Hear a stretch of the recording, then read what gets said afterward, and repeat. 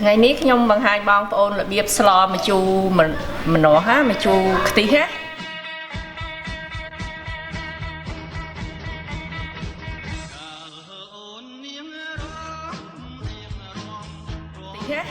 ឆ្អឹងជំនី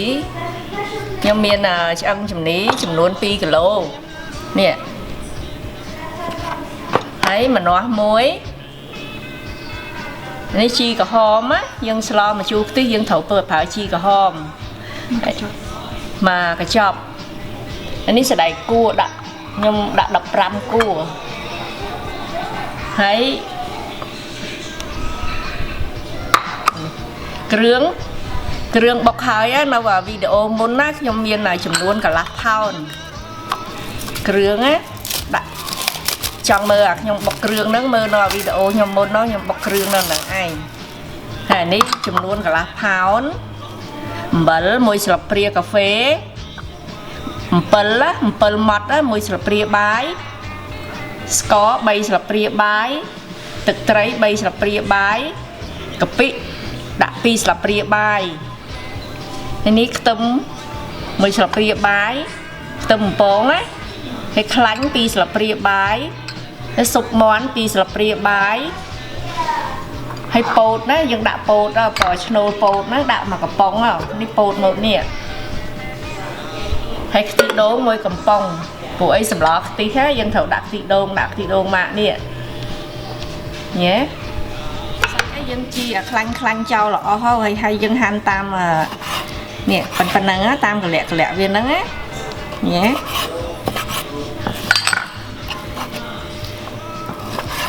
ស្លខ្ទិះហ្នឹងយើងចង់ស្លខ្ទិះមាន់ក៏បានដែរយើងស្លសាច់មាន់ក៏បានដែរឆ្អឹងជំនីក៏បានសាច់មាន់ក៏បានដែរតាមដូចគ្នាត្រីមាន់ជ្រូកហើយម្នាស់យើងចាត់វា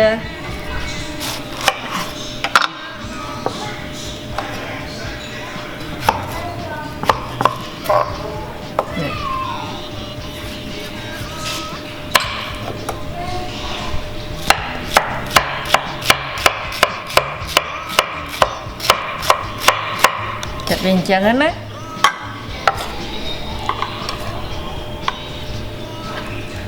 សណ្តែកគួរយើងហាន់កង់អញ្ចឹងណាហាន់វែងពេកហាន់ល្មមអញ្ចឹងយ៉ាឥ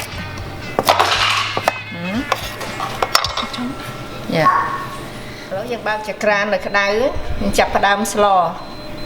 ឡូវខ្ទះឆ្នាំងក្តៅណាយើងដាក់ខ្លាញ់ចូលដាក់ខ្ទឹមបំពង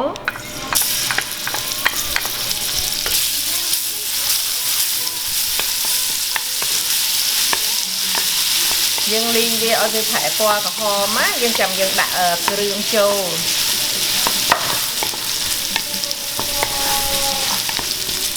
ក្រហមនេះយើងដាក់គ្រឿងចូលគឺនឹងបុកហើយហ្នឹងដាក់វាចូលពី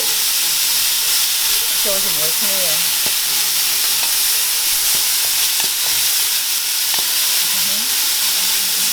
ទឹកត្រី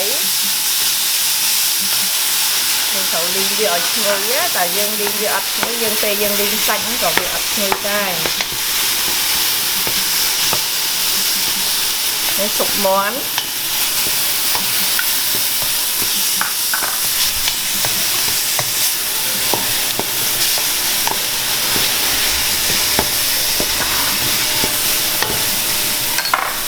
នេះស្ករ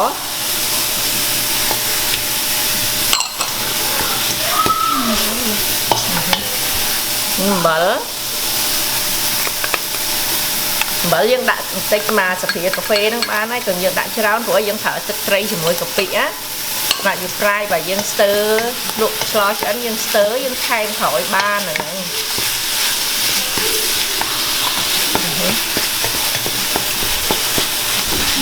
លីងគ្រឿងហ្នឹងប្រហែលជា5នាទីឲ្យវាឈ្ងុយសិនណាចាំយើងដាក់សាច់លីងវាចូល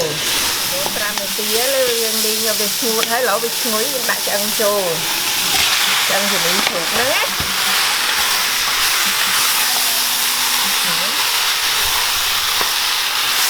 លីងវាឲ្យសប់ទៅហើយយើងក្រោកវាប្រហែលជា 10 ទៅ 15 នាទីឲ្យវារីងទឹកឆ្អាបនឹងចោលធ្វើមិនអាពេលសាច់អីក៏ដោយយើងស្លអីក៏ដោយអាពេលយើងលីងអាទឹកចេញពីសាច់ហ្នឹងណាធ្វើមិនឲ្យវារីងកុំយើងទឹកនឹងនៅពេលយើងដាក់ទឹកដាក់អីចូលទៅវាអត់ឆ្ងាញ់ទេវាឆ្អាបហ្នឹងវានេះឥឡូវយើងក្រោបចោលក្រោប10នាទីទៅ5 10នាទីនេះយើងដាក់ក្រោបចោលមិញហ្នឹងណាហើយយើងហាយមើលវាណាយើងហាយបើកមើលវាកុំឲ្យវាខ្លោចបាតណាបើវាខ្លោចបាតយើងដួសទឹកស៊ុបដាក់បន្តិចទៅឲ្យវាឆ្អិនណាយើងឆ្អាបនឹងចោលឥឡូវហ្នឹងយើង10នាទីណាឥឡូវយើងដាក់ខ្ទិះដូងចូលទៅហេ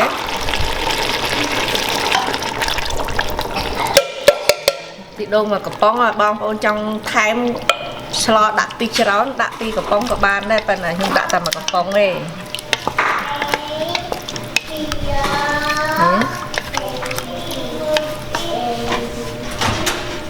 ហើយជាមួយស៊ុបមាន់ណាស៊ុបខ្ញុំស្ងោរឆ្អឹងមាន់ណា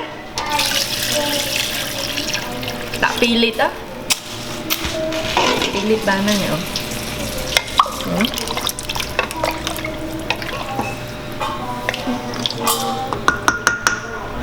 នេះខោវាចោល5នាទី5នាទីក្រោយហ្នឹងហើយទៅពុះហើយណាពុះយើងដាក់ម្នាស់ចូលឲ្យឆាប់ហុយឆ្អឹង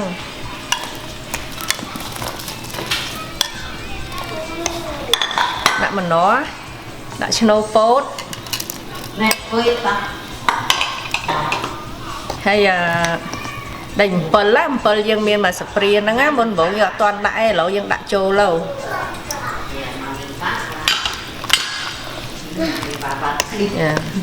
ហើយទុកប្រហែលជា5នាទីទៀតចាំយើងដាក់សណ្តែកគួរដាក់ជីសណ្តែកគួរយើងដាក់ចូលទៅសណ្តែកយើងដាក់ក្រោយគេកុំឲ្យវាលួយពេកសណ្តែកហើយឥឡូវហ្នឹងយើងភ្លក់ទៅវារៀងស្ទើជូរយើងថែមអំពិលណាអំពិលម៉ត់ហ្នឹងកន្លះស្ព្រាបាយទៀតទៅស្រេចតាបងប្អូនទេថាបើចង់ជូរថែមកន្លះស្ព្រាបាយបើថាចង់ល្មមមិនបាច់ថែមទេហើយស្ករអញ្ចឹងដែរព្រោះអីស្លខ្ទិះយើងត្រូវរៀងផ្អែមបន្តិចមុនខ្ញុំដាក់3ស្លាបព្រាណាឥឡូវខ្ញុំថែម1ស្លាបព្រាទៀតឲ្យរៀងផ្អែមមុតតិចបានវាឆ្ងាញ់ឥឡូវយើងថែមរួចអស់យើងទុកឲ្យពុះសិន5នាទីក្រោយយើងពេលយើងដាក់សណ្តែកហើយអីហើយហ្នឹងណាហើយយើងថែមទឹកទាំងអស់តាំងពីដើមដល់ចប់ខ្ញុំដាក់ទឹកចំនួនថាជា3លីត្រ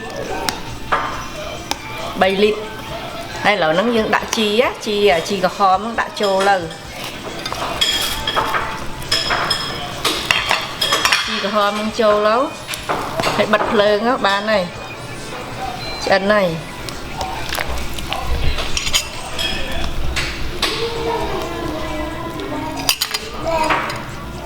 នឹងហៅសម្លម្ជូរខ្ទិះម្នាស់ឆ្អិនរួចរាល់អស់ហើយ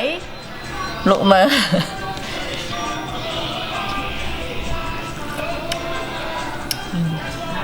ឆ្ងាញ់ល្មមផ្អែមល្មមផ្អែមប្រៃអញ្ចឹងមិនគេហៅម្ជូរខ្ទិះម្នាស់ឆ្ងាញ់ហើយសូមអរគុណបងប្អូនដែលតាមដានវីដេអូរបស់ខ្ញុំ